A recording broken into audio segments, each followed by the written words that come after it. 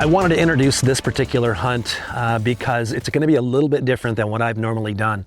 For those who have been watching my channel, you know that I often am self-filming everything I do. From my habitat work to the hunts that I go on, I'm not only the subject, but I'm also the cameraman. This hunt's a little bit different. It was awesome to have my brother Ryan join me for this hunt and for a couple other ones over the weekend, or so we thought. I had pre-hung a couple extra stands so that we could sit in tandem together, depending on what the wind direction was. And so he was literally right next to me for the entirety of this hunt. And it was cool because he has some experience, quite a bit of experience as a cameraman and videographer. So he was handling the main videography for this, which freed me up. And I had several other cameras that were able to capture some of the other things and perspectives that I don't always get a chance to show you. So it's going to look a little bit different than what you're typically used to if you've watched my channel. But I just want to kind of get into that before we jumped into it. And I hope it captures both the highs and the lows of this very exciting hunt. I've been out hunting for pretty much the full week before this, seeing deer every single day, but mostly small bucks, spikes, 6-pointers, 4-pointers, chasing does. And I was a little concerned that we would not have a very impressive weekend of hunting. And it turned around very quickly. All right, let's get into it. Hey, it's Brad. It is November 7th. I'm up here in the hidden plot, and it is about 3 o'clock. Sundown is 5 p.m. today. We have a northwest wind, which is perfect for this stand. Bill Winke says that the best day of the year is November 7th. Now, that's just on average. That doesn't mean a big buck's going to be showing up, but we had a couple decent ones showing through here the other day. I haven't seen that Sim 10 or that other crab claw recently, but they're moving though. We've seen a bunch of small bucks, if you've noticed on my last couple episodes, but should be good. We are getting rain and snow tomorrow and an awful wind, so we're not going to be up in the stand tomorrow morning. At least here, we'll figure out something maybe, but maybe it won't matter because we'll have a big buck coming through. That's what I love about this time of year. You just don't know what's going to be happening, so hang tight.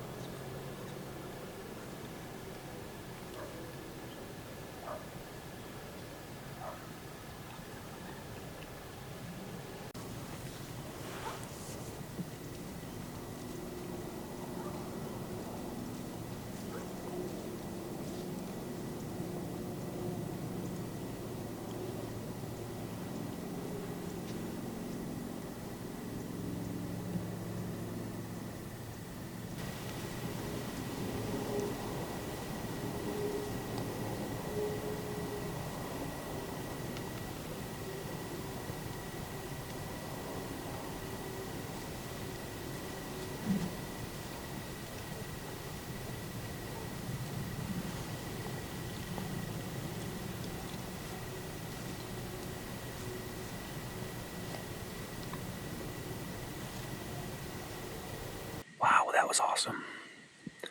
So it's a little after 5 o'clock, and we're going to get down in a second and just check where that buck first laid down. I can't believe it. We actually got 2 shots off at him.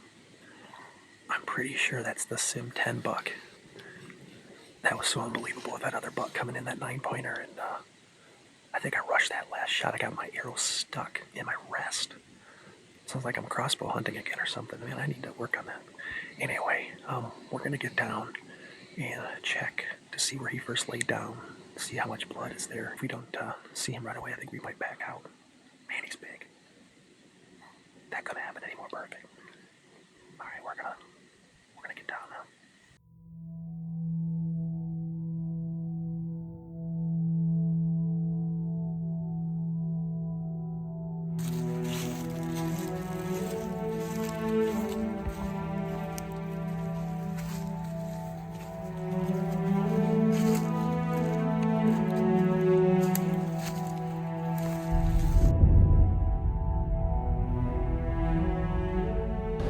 All right, so it is the morning of November the 8th. Had an awesome encounter last night.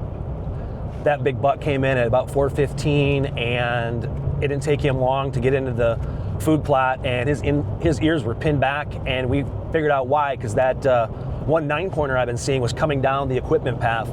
Well, the crazy thing is that because there wasn't clear communication on which deer I was going to shoot, right as I shot the bigger buck in the back, we didn't get clear footage of where that shot was.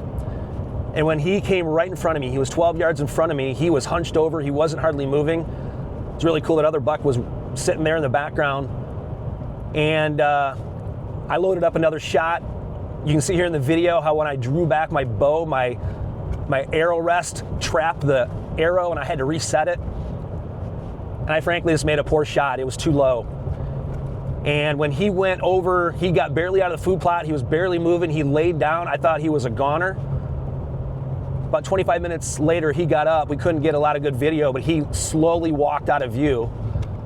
And we waited till about 5 o'clock, almost got down, and then another 4-point buck came out of the woods and got some cool footage there, but it took us a little bit longer to get down.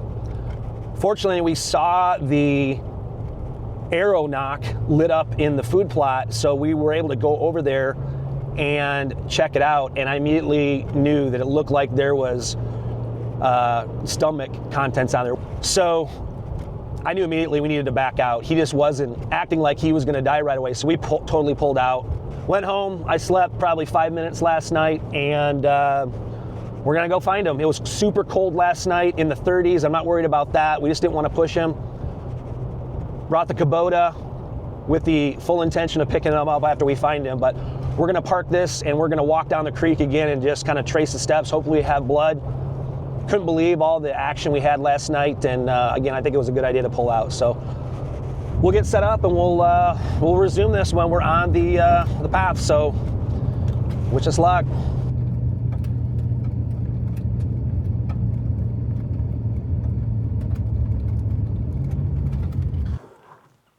All right, so here's his. This must have been where we saw him laying down, so some good blood here. It's dark red. That's liver blood. Here we go, right here. Blood. Blood. There's blood there.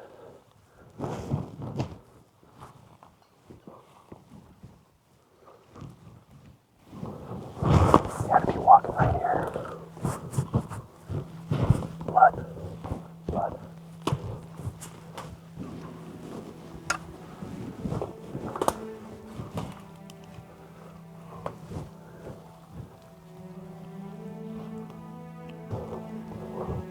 Blood. Blood. And he walked a ways. Blood. Blood. Some blood. More.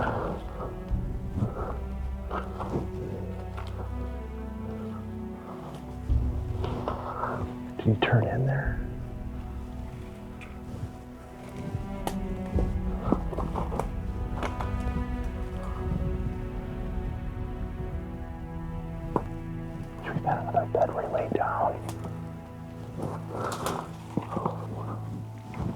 I'm not tracking blood, so I don't know if I want to keep moving.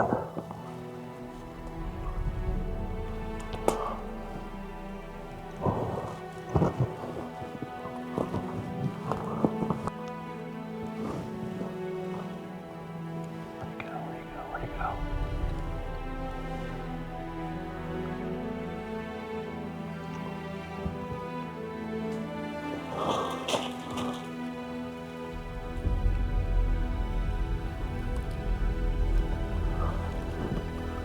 Blood through here.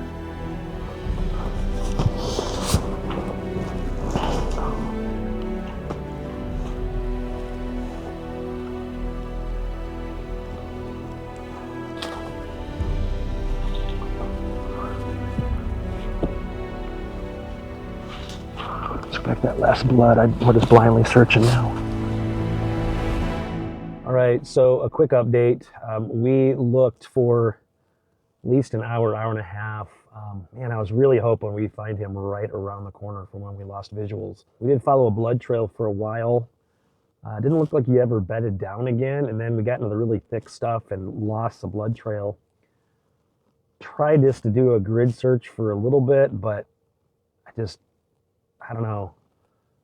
In case he was still alive, I didn't want to push him anymore, so I decided to call a dog tracker. I've never used one before, but I recently saw somebody use one in another YouTube video, and it was successful. So I want this to end well. I don't want to push it. I think we made the right decision last night. And I got a hold of a guy, his name is Chris, and he's at another track right now, but he said with a potentially gut shot deer that you should wait at least 24 hours, and that's still 6 hours from now. So he was going to call me early this afternoon just to confirm time-wise. So I'm just really tired. Like I said, I haven't slept much at all, and was hoping to be celebrating right now. But let's hope this dog finds it, because we certainly aren't finding it. It's supposed to start raining here soon and snowing at some point maybe, so it's not going to be fun. So anyway, we'll catch you when we come back. Hopefully we have a good ending here. So this will just wrap around. We're going to go across a small ditch. Okay. And then you just keep following this, and we're going to eventually run into where he popped into the woods. I think we got maybe a 15/100ths of an inch of rain, so that's probably not going to be... No.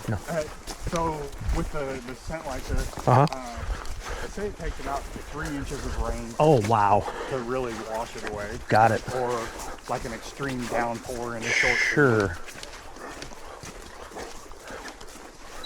But the moisture actually helps with the scent. Gotcha.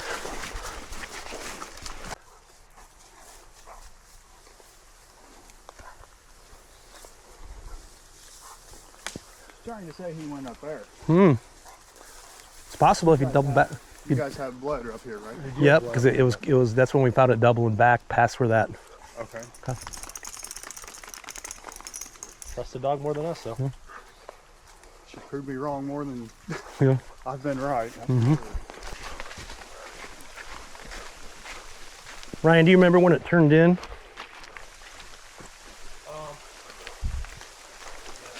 Hang on, hold on just a second. Yep.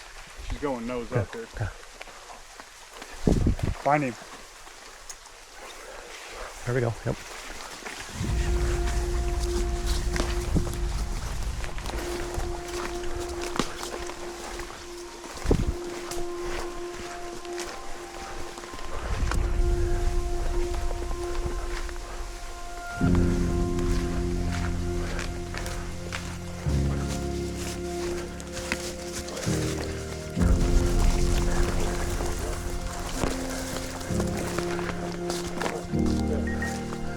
What's that? It's good.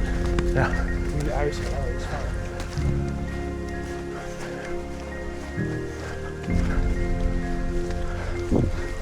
Yeah, that's nice.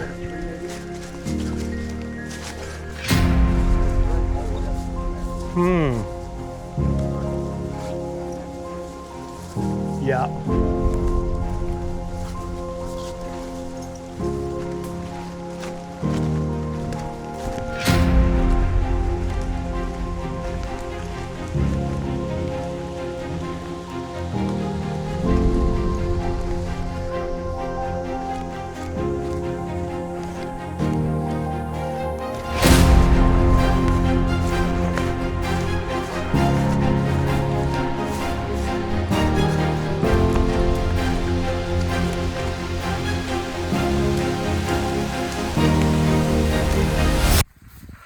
Got it? That's why we called you, man.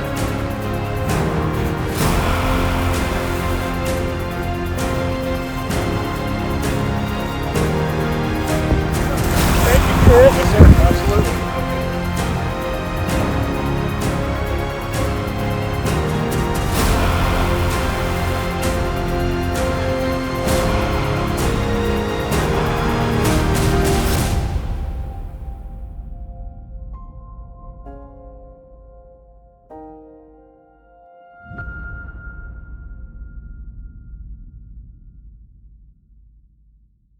All right, well, here he is. I spent probably about 5 minutes last night sleeping. You know, we left last night. It was the right idea, clearly, to leave. I don't know how far exactly. We'll measure how far away he got to, but this is one tough old buck. And honestly, we would never have found him without Chris Moffat and his dog. So I cannot recommend them enough. If you cannot find your deer, we would not have found this deer. No way. We lost the blood trail. And to be honest with you, I had to hire Chris and his dogs because I made a poor decision on that second shot. I rushed it. I did not take my time. And honestly, I'm embarrassed for the animal's sake, because that should have been done right there. I'm just tickled when I heard Chris tell the dog. I mean, we were chasing him all over, and it's snowing out right now. I mean, this is just perfect. But this guy is just a hoss. I've never shot a deer this big of a body, and he's been rubbing Osage orange on him and Osage orange trees. And well, and the other thing that was so super cool is I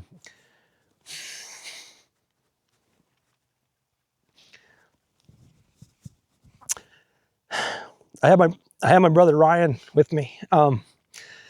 I was a little concerned because we had really slow big buck days for like the last week, and I was concerned he'd come out here, and I think I was pulling his leg that there were a big deer out here. But we were in the stand for what, maybe a half hour, and this big guy came out of the woods, and he had his ears down, as you see in the video, because that other 9-pointer was coming out, and it was cool. Normally I self-film, but I would have been a wreck if I was self-filming. So super awesome to have my brother Ryan with me, and couldn't have asked for a better experience. And this is awesome. So we're gonna get him cleaned up. I'm gonna get we'll get him out some better pictures later, but we're gonna get out of here before it gets too dark. Well, we're back at the home property, and it's the next morning. We did a little bit of that interview you saw out where we recovered the buck, but we were running out of light, and we still needed to take care of a few things and get him into the truck before it got dark, so it'd be a little easier on us. So I thought we'd finish it up here. Super cold again overnight, and the precipitation's out of here, but still cold and windy. And so again, no issues with the buck as far as the meat's concerned, but we'll get that taken care of in just a little bit. A couple things I wanted to talk about. First and foremost, we had a chance to check out a lot of video before and after we recovered the buck, and I want to confirm that this is the same buck that I saw on the morning of October the 31st, cresting over the hill right in front of that tree. I really wished I got a picture of that. It was so cool. The sun was rising. He was silhouetted, but I did get him coming down the hill, and he came within 50 yards of me, and I got a really good look at him and got some good video.